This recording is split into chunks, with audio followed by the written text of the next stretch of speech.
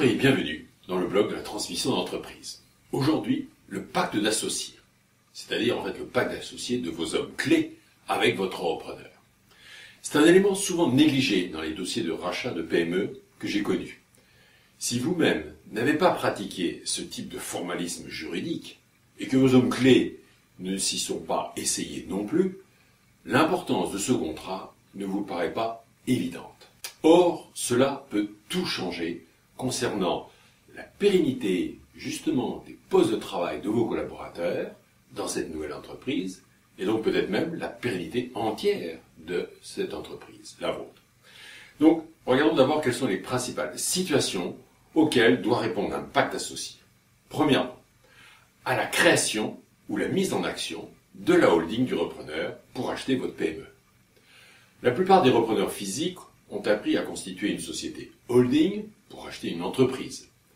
Et la formule la plus courante, parce que la plus simple, est de constituer une SAS, Société Anonyme Simplifiée. Le problème de ce type de société, justement, ce sont ses statuts. Comme ceux-ci sont laissés à l'appréciation de son fondateur, il est possible d'y trouver des clauses abusives, et dont la nullité d'ailleurs sera facilement reconnue par les tribunaux. Et aussi des vides juridiques importants. Il n'est pas rare à ce moment-là qu'au moment des difficultés avec des tiers, le repreneur ait du mal à appliquer les clauses de son pacte.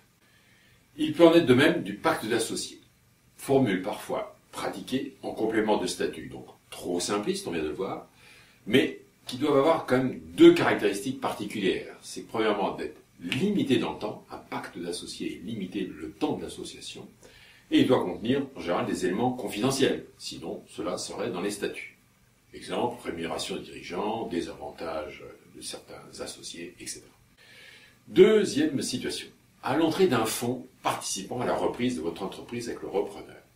Les fonds d'investissement ont auprès d'eux une armée d'avocats qui, eux, par différence avec de nouveaux entrepreneurs, savent faire la différence entre des clauses abusives ou non et voir quels sont les manques juridiques importants pour le fonctionnement de la société. À l'inverse d'ailleurs, certains fonds peuvent avoir aussi tendance à abuser de ce savoir-faire et eux-mêmes exiger des droits excessifs par rapport aux associés opérationnels de la dite société. Donc le mieux est de s'en remettre à un avocat indépendant du fonds et qui saura maîtriser ces aspects-là. Troisièmement, pour prévoir les situations en cas de désaccord entre vos hommes clés et le repreneur.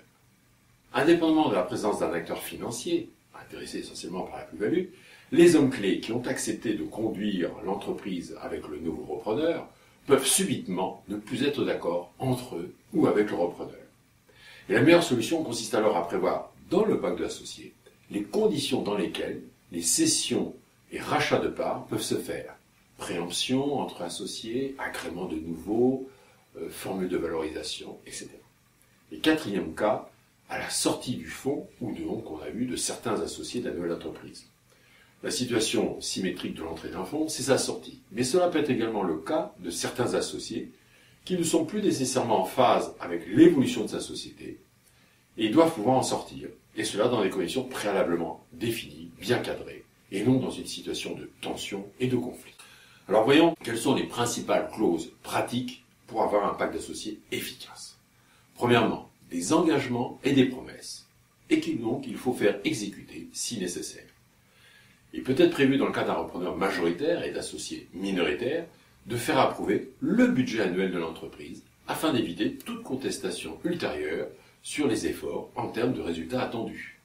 Une clause rappelant même le modèle économique de l'entreprise et ses objectifs financiers peut être rédigée dans un pacte d'associés au démarrage de la nouvelle société, ce qui permet aux actionnaires de s'en séparer si celle-ci change radicalement de modèle économique et de stratégie.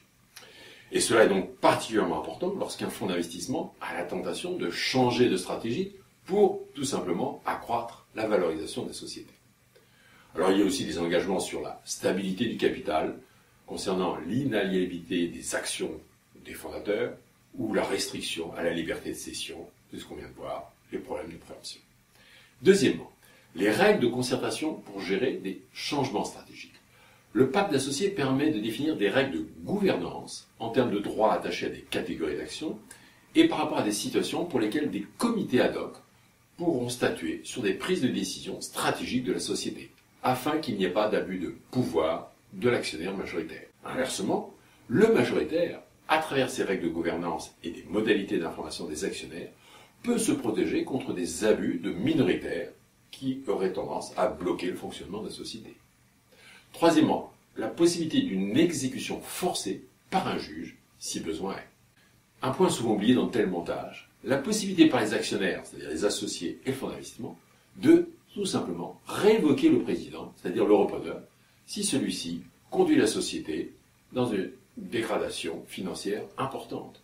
Dans un tel cas, il peut y avoir recours au juge du tribunal qui peut demander l'exécution forcée d'une telle clause, et il en est de même d'autres clauses comme les préemptions en cas d'augmentation de capital, les sorties conjointes des actionnaires, clauses assez traditionnelles qui peuvent être forcées par le juge.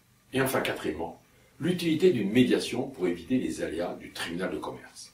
Au-delà de toute expertise sur la cohérence et l'applicabilité des clauses d'un pacte d'associés, il convient pour résoudre tout différend et ne pas paralyser le fonctionnement de la société, de prévoir une médiation plutôt qu'un recours au tribunal de commerce de la société. En effet, un médiateur, et en particulier s'il est certifié par la Chambre de médiation et d'arbitrage de Paris, la CMAP, il pourra, par la compréhension rapide des enjeux des parties prenantes, proposer une solution à l'amiable dans un délai infiniment plus court, moins onéreux et de façon plus compétente qu'un tribunal de commerce, dont je vous rappelle que les magistrats ne sont pas des juristes. Conclusion. Rédiger un pacte d'associés par un avocat spécialisé est un investissement plus que raisonnable, quelques milliers d'euros, par rapport aux enjeux financiers d'une transmission d'entreprise et de sa survie, des centaines de milliers d'euros. Et c'est la pérennité des postes de travail de vos collaborateurs. En l'absence de pacte d'associés efficace, le chef d'entreprise peut se trouver à faire face à des différends longs et coûteux qui entravent la bonne marche de la société. Et enfin, les fonds d'investissement font toujours appel à des juristes pour détailler les conditions de leur entrée comme de leur sortie. Merci pour votre attention. Et à la semaine prochaine, justement, pour parler des fonds d'investissement privés dans le cadre de la transmission d'entreprise. Merci de votre attention. Jacques Jourdi.